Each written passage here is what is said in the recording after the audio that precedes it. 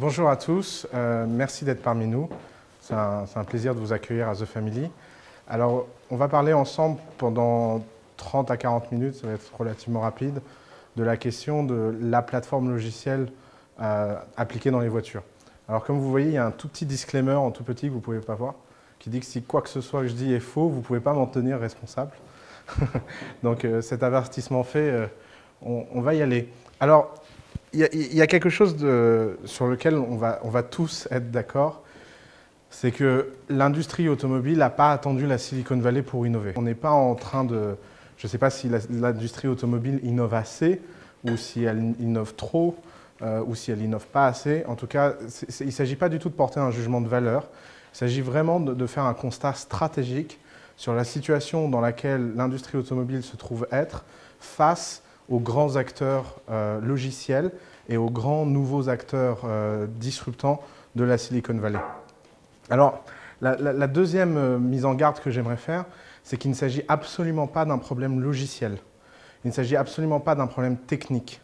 On ne doute pas de la capacité des ingénieurs. J'ai déjà eu ce genre de débat avec des dirigeants d'entreprises automobiles qui m'ont tout de suite accusé de déclinisme et de ne pas voir la qualité formidable des ingénieurs qui peuvent travailler dans ces entreprises automobiles.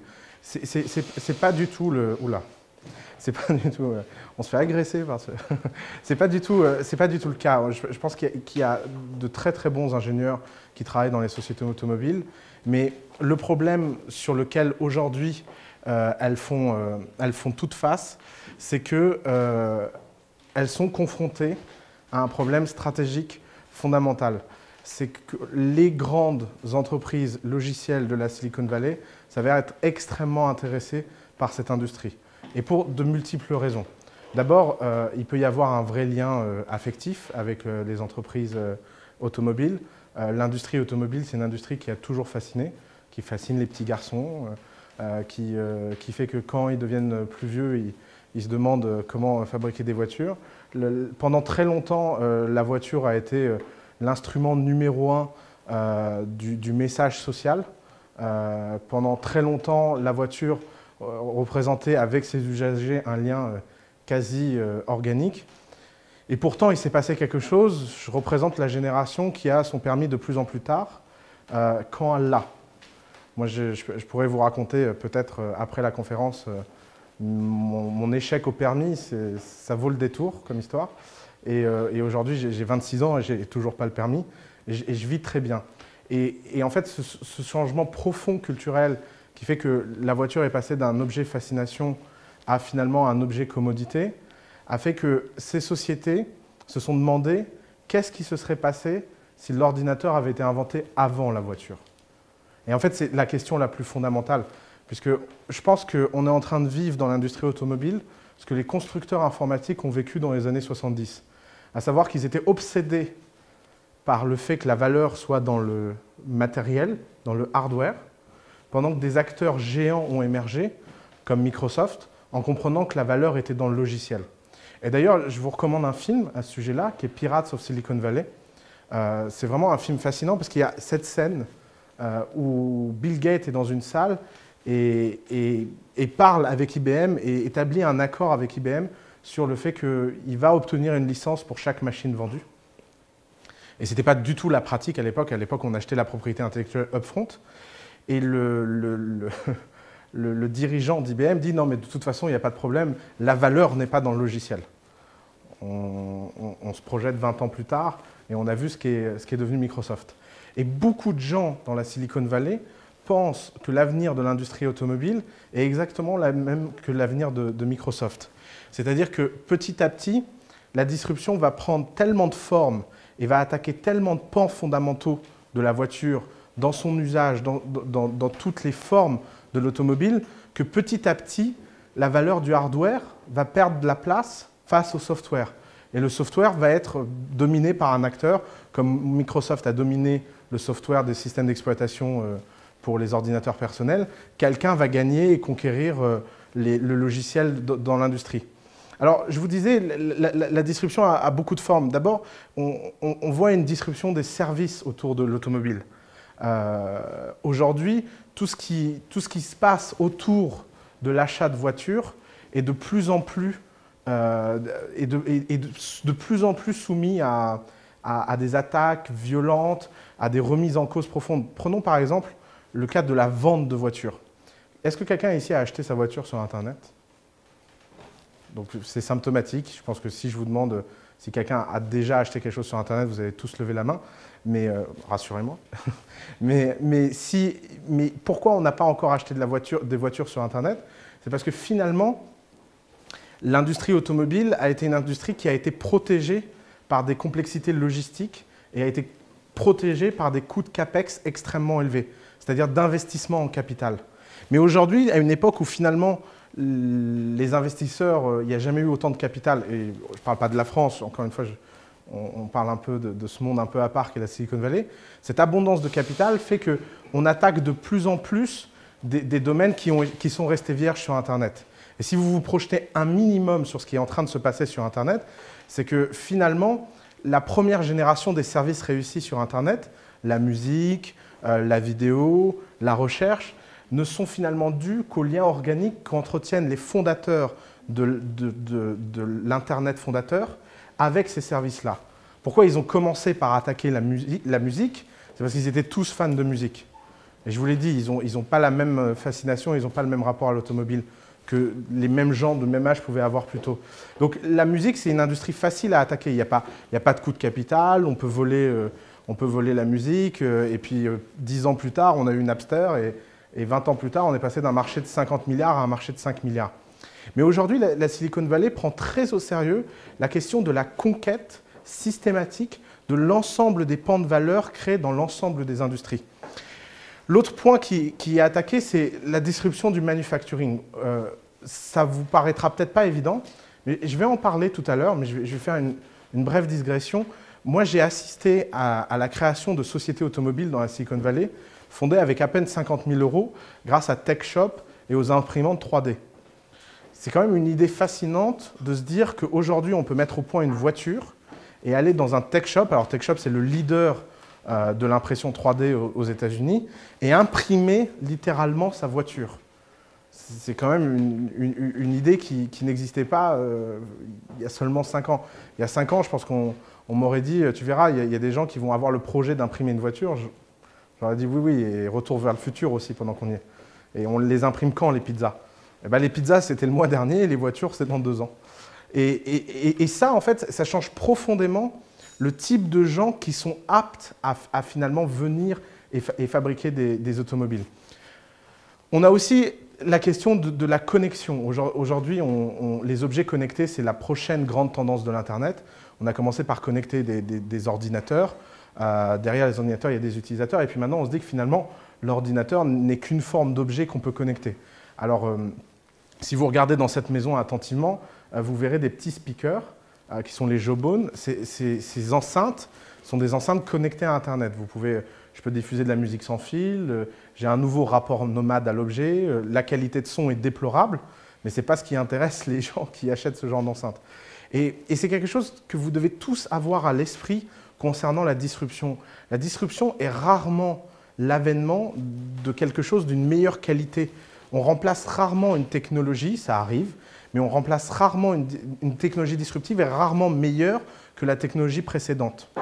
Par exemple, il y a quelques années, je parlais avec un ingénieur de France Télécom et qui me disait de toute façon, la VoIP IP, ça ne fonctionnera jamais. Je lui dis, mais je ne comprends pas, je ne fais que ça, téléphoner sur Skype, téléphoner sur Internet. Il me dit, oui, mais ça ne marchera jamais. Mais comment ça ne marchera jamais? Je vous assure, je l'utilise tous les jours. Et on a eu le droit à une conversation absurde d'1 heure, où pendant 1 heure, il m'a dit, non, non, mais ça ne marchera jamais. Et pendant 1 heure, j'ai répété, non, mais je vous assure, ça marche. Et en fait, des années plus tard, ça m'a choqué, ça m'est venu à l'esprit, je me suis rendu compte de ce qu'il voulait dire. Ce qu'il voulait dire, c'est que la voix sur Internet ne sera jamais de la qualité des réseaux physiques transportant la voix. Mais ce n'est pas le problème. Le problème, c'est que l'arbitrage, il est entre le payant et le gratuit. Et que même si vous avez une déconnexion toutes les 20 minutes et que finalement, une fois sur 2, vous n'entendez pas bien votre correspondant, etc., ça ne compte pas du point de vue du consommateur. La seule chose qui compte, C'est qu'on peut passer des appels gratuitement, là où avant, c'était payant. Et finalement, c'est peut-être ce qui risque d'arriver avec la voiture. C'est que la qualité, vous savez, il y a des gens qui sont un vrai mystère pour moi. C'est les gens qui achètent une voiture et qui ouvrent le capot et vous disent « Ah, regardez cette belle mécanique ». Pour moi, c'est 4 roues et ça permet d'aller d'un point A à un point B. Et je pense que cette proportion sociologique de gens qui ne sont absolument pas touchés par la beauté des voitures, c'est exactement le même destin que les gens qui sont touchés par la beauté des livres. Moi, je fais partie de la génération de transition. J'ai connu les exposés en bibliothèque, j'utilise des livres. Alors, j'ai encore un rapport amusant au livre. Je trouve que l'objet est beau. J'aime sentir l'odeur d'un livre. J'ai un petit neveu de 15 ans. Quand je lui parle de ça, il me prend pour un extraterrestre. Il me dit, mais qu'est-ce qui te prend? Enfin, on ne peut pas plutôt acheter un Kindle et on a 1000 livres dedans? Et ben, c'est exactement la même chose. C'est qu'il y aura toujours des amateurs de livres. Mais c'est juste que la proportion d'amateurs est en train de décroître. Et comme la proportion d'amateurs de voitures est en train de décroître. Et donc, de moins en moins, on voit la beauté du travail, d'ingénierie, de design, etc. de la voiture. Il y aura toujours des gens qui achèteront des Mac. Ils seront toujours minoritaires. Et dans la voiture, ils vont devenir minoritaires très rapidement. Alors, l'une des grandes analyses qu'on fait souvent sur l'industrie automobile, quand on parle de la Silicon Valley, c'est de penser que Tesla est la menace. Alors, je pense qu'on est tous d'accord, Tesla n'est pas la menace quand on connaît un peu cette industrie. Tesla est juste un nouvel acteur, c'est un concurrent de plus, il prend une part de marché dans un segment de clientèle très spécifique, à savoir les Californiens soucieux de l'avenir de la planète, donc en clair une niche. Et en fait, Tesla est juste, c'est juste un projet qui ne représente que la quintessence de ce que la vallée peut produire. Et alors, je trouve cette photo fascinante parce qu'elle montre très bien de ce qu'est devenu la Silicon Valley. La Silicon Valley, c'est devenu l'endroit sur Terre où le président américain vient chercher conseil et vision. Et que Tesla, finalement, n'est que l'essence de ça. Elle n'est que l'essence de la réalisation d'une voiture très originale, puisqu'elle a été fabriquée par des gens qui n'ont jamais fabriqué de voiture avant. David Lyons, qui est le CTO fondateur de Tesla, raconte cette histoire incroyable en disant, voilà, on a fondé Tesla, on s'est dit on va fabriquer une voiture, et on a passé 2 ans à faire toutes les erreurs possibles et inimaginables que l'industrie automobile avait fait pendant 70 ans. Et ça nous a pris 2 ans en fait, de faire à peu près toutes les conneries. Puis on a fini par comprendre comment ça fonctionnait. Mais aussi, dans ce processus d'erreur itérative, on a surtout découvert des choses nouvelles que l'industrie automobile ne soupçonnait pas. Par exemple, les voitures Tesla, quand vous les démontez, vous découvrez qu'il n'y a pas de câble électrique dedans. C'est quelque chose de très étonnant. Pourquoi? Parce qu'ils se disent que les câbles électriques, c'est technologie du passé. Si on construit une voiture en 2013, on n'utilise que de la fibre optique. Et en fait, les Tesla sont entièrement fabriqués en fibre optique. Et c'est plein de détails comme ça. C'est un travail sur les matériaux, etc. Mais finalement, le danger n'est pas vraiment là. Le danger est plutôt dans le fait, très important, que le software est en train de dévorer le monde. Alors cette expression vient d'un penseur qui s'appelle Marc Andreessen, qui est le fondateur du premier navigateur Internet, Netscape, qui a revendu Netscape une somme X en bourse et qui est devenu aujourd'hui venture capitaliste. Et il a écrit cet article qui a été très très remarqué dans le Wall Street Journal, « Software eats the world ». Et qu'est-ce qu'il veut dire par là? Il veut dire que dans toutes les industries, le software va devenir l'élément primordial de conquête du marché et tous les fabricants vont être transformés en fournisseurs. Alors, voyons ensemble le raisonnement, Voyons ensemble le raisonnement stratégique. Qu'est-ce qui s'est passé dans l'industrie automobile? La première chose, c'est qu'un jour, il était une fois, un smartphone est rentré dans une voiture. Et le jour où on a découvert qu'on pouvait plugger un smartphone dans une interface de voiture, un monde de possibilités s'est ouvert. Et ce monde de possibilités, il a une caractéristique assez étonnante, c'est qu'il y a plus de puissance dans ce petit smartphone qu'il pouvait y en avoir dans l'ordinateur avec lequel on a envoyé Apollo sur la Lune. Et ça, finalement, pour tous les fabricants de logiciels du monde, ça a été une opportunité de se dire comment on peut réinterpréter l'expérience d'un conducteur ou comment on peut réinterpréter l'expérience d'un passager qu'est-ce qu'on peut lui offrir comme service qui fait que le smartphone va devenir le centre et la pièce de la voiture. Parce que plutôt que d'aller convaincre les constructeurs automobiles de travailler en collaboration pour conquérir les tableaux de bord, ils ont eu quelque chose de génial. Ils ont eu un cheval de Troie que le consommateur a amené lui-même dans la voiture. Et ça, en fait, ça a été vraiment une révolution dans la pensée qu'on pouvait avoir des applications qu'on pouvait embarquer. Par exemple, prenons le marché des GPS. Les GPS, jusqu'il n'y a pas très longtemps, les TomTom et tous ces opérateurs-là avaient des parts de marché considérables parce que le smartphone ne pouvait pas réaliser cette fonction. Aujourd'hui, la plupart des gens installent leur iPhone comme GPS. Et d'ailleurs, on a une preuve très récente, la vente de Waze pour 1,1 milliard de dollars pour une entreprise qui fait 10 millions de revenus, signifie bien la valeur que ces entreprises ont réussi à bâtir simplement par un software embarqué. Aujourd'hui, les acteurs, je me souviens d'avoir rencontré un des dirigeants de TomTom à Le Web il y a 2 ans. Je me suis dit, mais qu'est-ce que vous faites à la conférence Le Web? Il me dit, non, mais vous vous rendez pas compte. On ne sait plus comment gagner d'argent, on est catastrophé. On voit bien qu'il y a des gens qui ne sont pas encore au courant que leur téléphone peut faire un GPS. Bon, bah, ça va nous permettre de tenir 3 ans, 4 ans, 5 ans, mais tout le monde va finir par découvrir la supercherie. Qu'est-ce qu'on peut faire? Et ce n'est pas TomTom qui a fait Waze. C'est Waze, c'est une start-up israélienne qui a été fondée par 3 types dans un garage. Comment on en est arrivé à une situation où 3 types dans un garage, sans aucun moyen, avec seulement un peu de funding gouvernemental, ont réussi à devenir assez attirants pour attirer du capital et devenir la société qui se revend 1,1 milliard quelques années plus tard à Google. Et alors, on peut se dire, c'est de la folie, Waze ne vaut pas 1,1.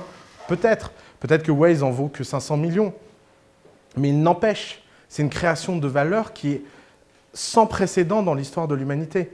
Aujourd'hui, des sociétés qui sont créées de nulle part peuvent atteindre des tailles extraordinaires et avoir des véritables impacts sur des industries entières. Alors, il y a cette photo qui circule énormément en ce moment, que j'ai trouvée très intéressante, pour vous montrer à quel point les smartphones sont devenus dominants. C'est le même hall de concert avec quelques années de différence. Et on se demande comment on en est passé à écouter de la musique, à simplement prendre des photos collectivement. D'un point de vue civilisationnel, c'est peut-être triste en fait. Mais en tout cas, qu'on soit pour ou contre, qu'on juge ça correct ou pas correct, qu'on juge ça poli ou pas, c'est un fait. Je veux dire, la photo parle d'elle-même. Et en fait, ces milliers de petits ordinateurs sont autant d'opportunités d'application. Et ce n'est que la première étape. Regardez l'annonce de la keynote. Alors c'est génial, on annonce les barbares attaques sur l'automobile et Apple se sent obligé d'annoncer une innovation. On les a appelés, on leur a dit qu'ils ne se sentaient pas obligés. Mais Apple a annoncé que maintenant, iOS allait être embarqué dans les voitures. Alors, qu'est-ce qui se passe? En fait, vous allez retrouver toute l'expérience iOS dans le système de contrôle de votre voiture. Et c'est la première brique, c'est la première étape pour que iOS devienne le système d'exploitation embarqué de votre voiture. Et d'ailleurs, prenons cette citation que je trouve extraordinaire. 95% des voitures vendues aujourd'hui ont intégré d'une façon ou d'une autre les dispositifs de musique et de contrôle de l'iPhone directement dans la voiture. Et aujourd'hui, on a décidé d'aller plus loin. On a décidé de fournir un meilleur service. Pourquoi Apple se sent obligé d'offrir une expérience dans la voiture? Alors, c'est quoi l'expérience dans la voiture? Peut-être que c'est pour rembourser le prix d'achat de Siri. Parce que personne n'a compris l'intérêt de Siri dans la rue. Mais en voiture, le fait de pouvoir parler à son téléphone et que le téléphone agisse, tout de suite, ça a un intérêt bien plus grand et un usage bien plus grand. Peut-être que vous avez envie d'avoir votre SMS ou de pouvoir changer votre calendrier parce que vous vous rendez compte que vous êtes en retard et donc changer les événements de votre journée. Tout ça aujourd'hui est possible directement intégré à la voiture parce que vous pluguez votre téléphone. Et alors, je ne sais pas si c'est vrai ou pas, je vais faire une affirmation un peu, comment dire, un peu prospective. Et si j'ai raison, vous vous souviendrez de moi comme un visionnaire. Et si j'ai tort, de toute façon, vous aurez oublié et vous m'en voudrez pas. Mais je pense qu'on est en train d'assister à une véritable stratégie de cheval de Troie de la part d'Apple. C'est que leur objectif, c'est petit à petit de devenir le centre de contrôle de la voiture. Et devenir le centre de contrôle de la voiture, ce n'est pas anodin. Ce n'est pas anodin parce qu'un autre acteur est en train d'essayer de faire ça, et ils sont en train d'essayer de le faire de la pire façon possible, c'est de faire une voiture qui se conduit automatiquement. Alors pourquoi de la pire façon possible? Parce qu'en fait, c'est un problème extrêmement compliqué.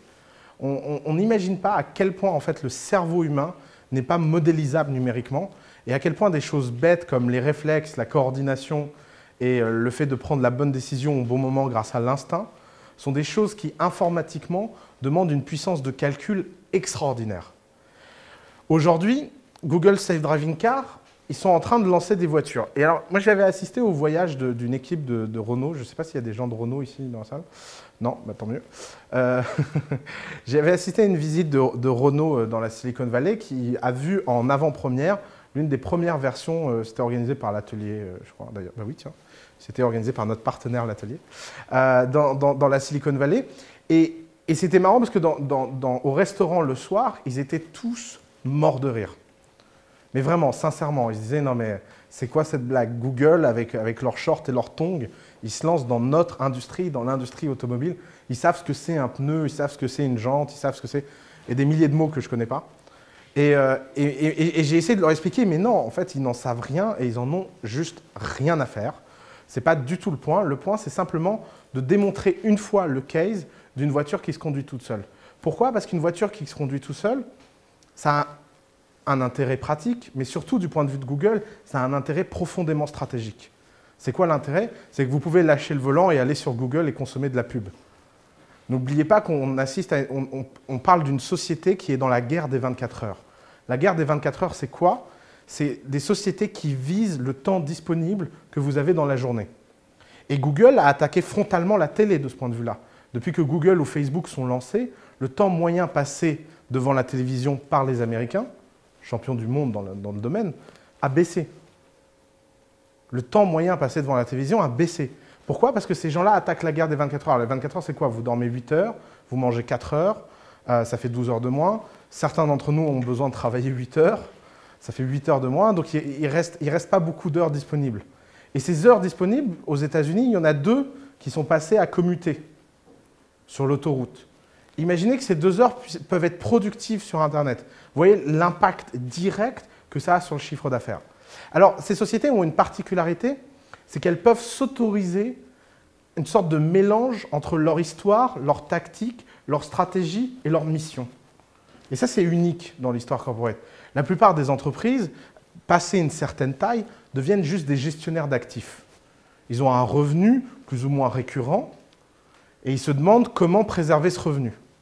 Dans la vallée, on est en train d'assister à des sociétés qui sont dirigées par des gens tellement mégalomaniaques et finalement tellement portés par un hubris sans fin, qui se disent, bon, bah, voilà, on a conquis 90% du marché de la recherche, comment on peut faire pour augmenter le volume du marché de la recherche? Bah tiens, faisons que les voitures se conduisent tout seuls, comme ça les gens cliqueront sur nos pubs. Et en fait, il est où le risque là-dedans? C'est que très rapidement, les fabricants automobiles vont simplement devenir un fournisseur pour Google. Et en fait, elle est là, la catastrophe stratégique. Elle est là l'élément qui menace l'ensemble des sociétés automobiles. C'est que c'est quoi le destin d'un fournisseur? Fournisseur, c'est toujours une relation en 3 actes. C'est un petit peu comme un couple. Ça commence, tout le monde y est beau, c'est le grand amour, on a un grand romantisme, et on dit à son fournisseur, oui, j'ai vraiment envie de collaborer avec toi, je vais préserver ta marge, je vais t'aider à te développer, je vais te financer, je vais t'avancer de l'argent pour que tu puisses bâtir les facilités dont tu as besoin. Puis la deuxième étape avec un fournisseur, c'est de dire, tu sais, le marché commence à se retourner, c'est difficile pour tout le monde. Maintenant, il faudrait que tu penses aussi un peu à moi, il faut payback. Puis la troisième étape, c'est bon, bah maintenant que j'ai pris que je représente 99% de tes revenus, tu vas faire quelque chose, s'il te plaît, mon ami, tu vas baisser ta marge parce que je trouve que ta maison de vacances est trop grande. Et Et ce destin du fournisseur, c'est un destin qui peut être subi par des très grandes entreprises. On ne parle pas que de l'automobile, c'est quelque chose qui est par exemple arrivé dans le domaine du tourisme. Voyage SNCF a une relation avec Expedia. Ça a commencé tout feu, tout flamme. C'était formidable. On vient vous sauver parce que vous n'êtes pas fichu de faire un site internet. Et aujourd'hui, tous les ans, Expedia monte sa redevance en disant bah, si on coupe, comment vous allez vendre vos billets de train? Et ce type de raisonnement stratégique, c'est quelque chose que n'importe quelle entreprise de la vallée a toujours en tête dans sa phase de conquête. Et pourquoi? Parce que c'est des gens qui essayent de retourner des éléments de marché en leur faveur. Et alors, l'un des éléments de marché, parce que vous pouvez vous demander, mais finalement, les gens aiment conduire leur voiture. C'est la première critique qu'on fait à la Google Self-Driving Car. C'est que conduire est un plaisir. Bon. Il y a des gens qui disent, oui, mais il y aura toujours des amateurs de belles mécaniques. Et alors là, Google a une carte maîtresse, c'est les sociétés d'assurance. Alors les sociétés d'assurance, c'est quoi le lien entre Google et les sociétés d'assurance? Google fait un lobbying extrêmement intense sur les sociétés d'assurance. Elle les voit tous. Il y a quelques semaines, on était invité par XL Capital, qui nous a dit, qui est l'un des plus gros réassureurs dans le monde et l'un des plus gros assureurs du monde, nous a dit toutes les semaines, on voit défiler des gens de Google sur cette question-là, qui viennent nous faire des démos, qui nous offrent des voyages. Et pourquoi? Parce qu'ils veulent convaincre les sociétés d'assurance que Google Self-Driving Car égale leur industrie d'assurance à nouveau profitable. Les assurances auto, dans le domaine de l'assurance, sont parmi les assurances les moins profitables. Les accidents coûtent extrêmement cher. Personne n'est prêt à payer un niveau de prime qui est égal au risque encouru. Et donc souvent, les sociétés d'assurance ont un excess of loss. L'excess of loss, c'est toutes les pertes qui sont au-delà des primes versées par les assurés, extrêmement important. Et la plupart des réassureurs dans le monde refusent les contrats assurance automobile. Dès que vous avez de l'automobile dans votre portefeuille, ça devient très compliqué d'aller vous faire réassurer. C'est pour ça que souvent, les sociétés d'assurance automobile ont dans leur actionnariat des sociétés automobiles. C'est vraiment la seule façon de faire qu'une société d'assurance. C'est quoi le pitch de Google? C'est de dire, grâce à nous, votre industrie va devenir rentable à nouveau. Parce que vous allez pouvoir diviser vos primes par 5, mais vos risques par 20 000. Et parce qu'on ne baisse jamais le prix à la hauteur de sa marge réelle. On va passer dans une industrie qui fait une marge de 2 à 3% à une industrie qui fera 80 à 90% de marge, mais en ayant un prix qui est 10 fois ou peut-être 20 fois moins élevé et qui va rendre à nouveau l'assurance automobile rentable. Et donc, qu'est-ce qui va se passer quand tous ces amateurs d'automobile seront confrontés au choix? D'un côté, vous conduisez votre voiture comme vous voulez tout seul et vous payez 5 000 € par an. Ou sinon, vous utilisez une voiture automatique et vous payez 50 € par an. D'un seul coup, il restera toujours des amateurs qui paieront ce prix-là. Mais vous voyez à quel point, d'un côté, l'automobile automatique va devenir une commodité et comment, de l'autre côté, l'automobile va devenir comme toutes les passions et tous les hobbies. Quelque chose qu'un certain nombre de gens farfelus feront et qui étonnera les futures générations.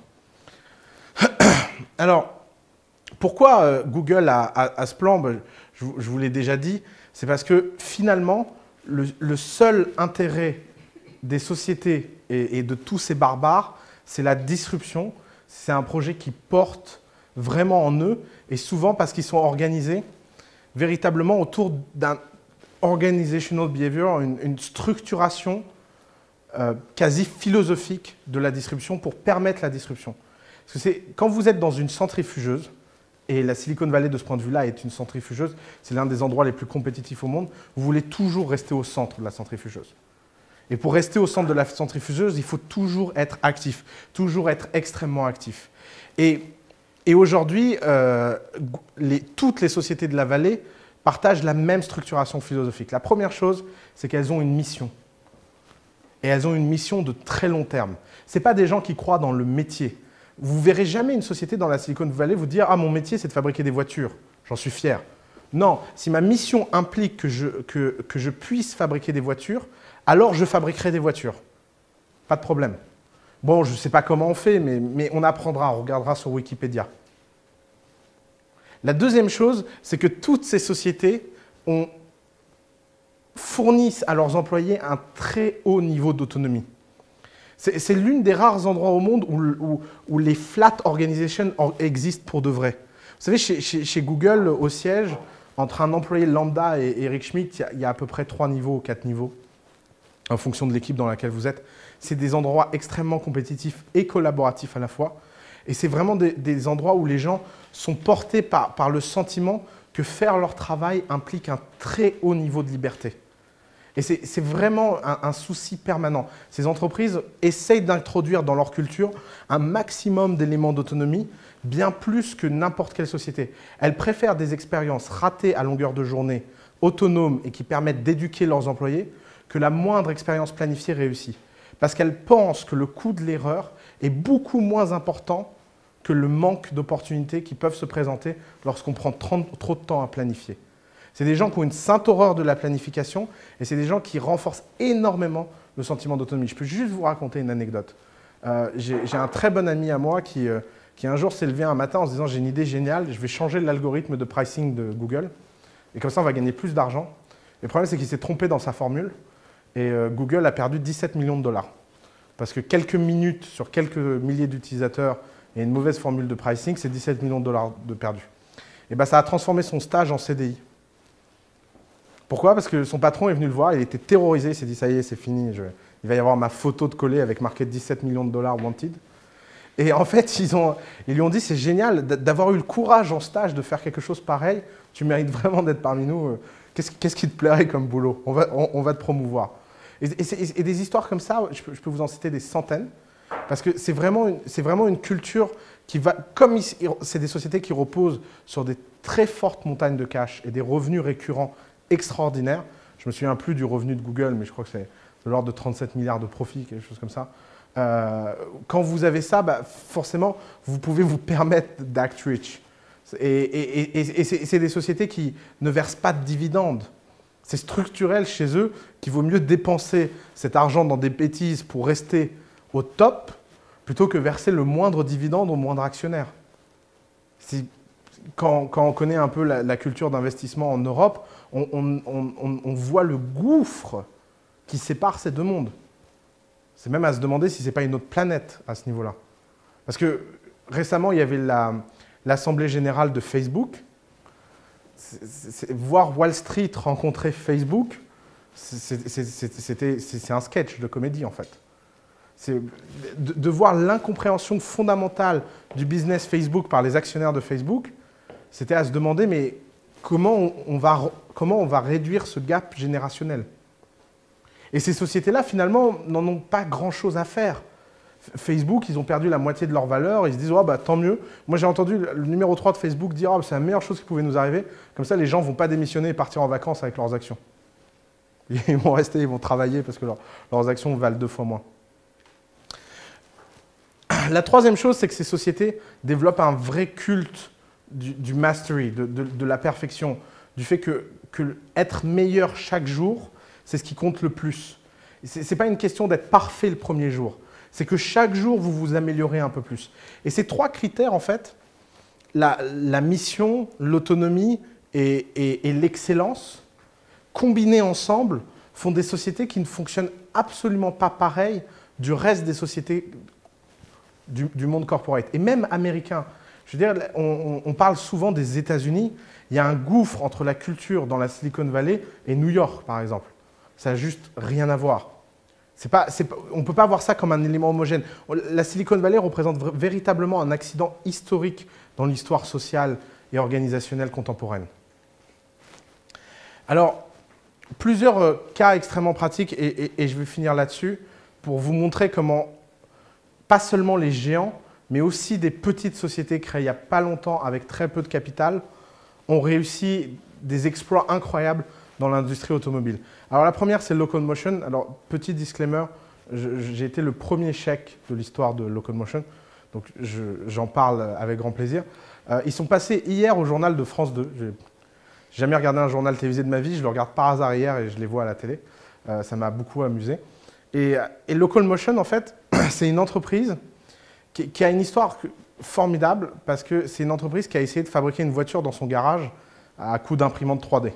Et en fait, dans ce processus, tout le monde leur a dit, mais c'est incroyable, vous êtes un peu idiots, parce que vous n'avez de toute évidence pas les moyens de fabriquer une voiture, même à coup d'imprimante 3D. Mais par contre, le logiciel que vous avez développé, lui, est extraordinaire. Et alors, qu'est-ce que c'est ce logiciel? C'est un logiciel qui prend le contrôle de la voiture et qui prend toutes les télémétriques disponibles sur une voiture, qui les centralise et les rend disponibles pour un manager de flotte corporate en ligne. Et ils ont Google, qui a signé un contrat avec eux, pour toutes les voitures du campus Google. Ils ont Apple, Stanford, et tous ces campus où il y a beaucoup de voitures, et au lieu d'avoir des systèmes de clés compliqués, etc., maintenant les employés, ils ont juste leur badge, ils local motion leur badge, et en fait la voiture, si elle est disponible, s'ouvre. Et donc vous avez sur les campus, maintenant, vous voyez des petites boîtes comme ça, qui sont vertes ou rouges, pour signifier. Et comme le software et la valeur, ils ont développé plein de fonctions secondaires. Et alors ils ont inspiré une deuxième boîte qui s'appelle Automatic, qui est exactement la même chose que Local Motion, mais au lieu d'avoir une approche B2B, ils ont une approche B2C. Et les investisseurs ont parié massivement sur Automatic parce que Local Motion avait prouvé le marché en B2B. Vous voyez, avec Automatic, c'est un simple boîtier qui se branche au port universel des voitures, que toutes les voitures contemporaines ont, et qui permet en fait de créer simplement en connectant le smartphone et la puissance de calcul disponible dans le smartphone, une complète nouvelle expérience pour rouler et pour expérimenter sa voiture. Alors, j'ai promis de rester dans le temps, donc je vais passer ce qui n'est pas important. Mais pourquoi je vous ai montré Automatic? Parce que l'important, c'est de comprendre que jamais les sociétés automobiles pourront avoir la ressource interne nécessaire à développer ce genre d'innovation. Et d'ailleurs, ce ne serait pas très malin. Le port universel, en fait, est quelque chose d'extraordinaire parce qu'il permet de transformer en fait, la voiture en plateforme. Et une plateforme, c'est quoi? La définition économique d'une plateforme, c'est qu'il y a une infinité d'entrées et une infinité de sorties possibles. Et finalement,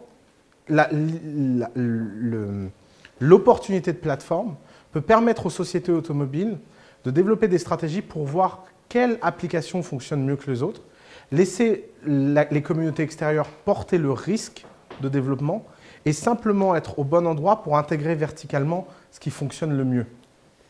Et donc, on sort d'une approche de croire que les entreprises automobiles peuvent maîtriser l'intelligence et de croire que les entreprises automobiles ont pour vocation de développer l'ensemble des applications possibles d'une voiture, mais laisser la communauté de développeurs et l'imagination extérieure s'intégrer à l'intérieur des sociétés automobiles et devenir vraiment les App Store de demain. Je pense vraiment que les voitures sont une opportunité de plateforme extraordinaire, complètement sous-exploitée, et qui est la seule réponse valable au plan de conquête que les Google, Apple ou autres sociétés, grandes sociétés de la vallée peuvent avoir vis-à-vis des voitures. Merci beaucoup.